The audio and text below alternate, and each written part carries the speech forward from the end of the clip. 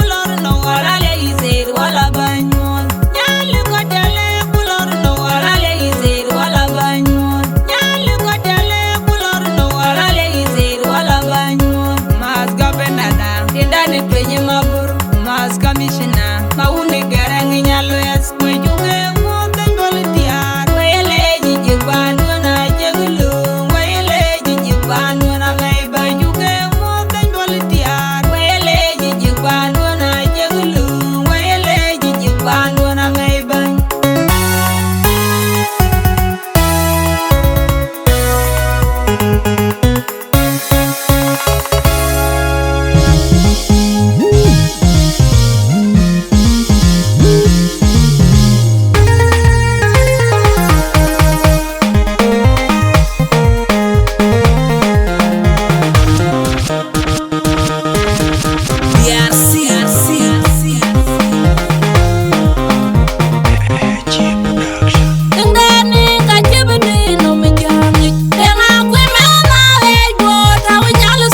YouTube bi jal ting dwal ben you ting dam ting ting nyal ji birir suka jale ji mi de dom nyin kum ga jirande bere kuy ndani ga jibdi no mi jangi de nga kwe me na he go taw nyal suka YouTube bi jal ting dwal ben you ting dam ting ting nyal ji birir suka jale ji mi de dom nyin kum ga jirande bere kuy mi tana jagwang mi di ai lo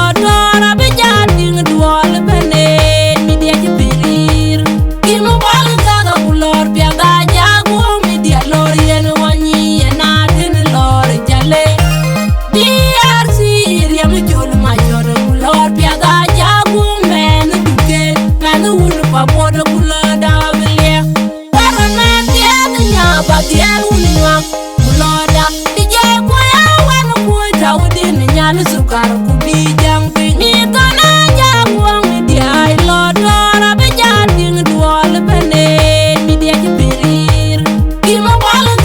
lor piaga jago mi dia lor yen wani ena tin lor jale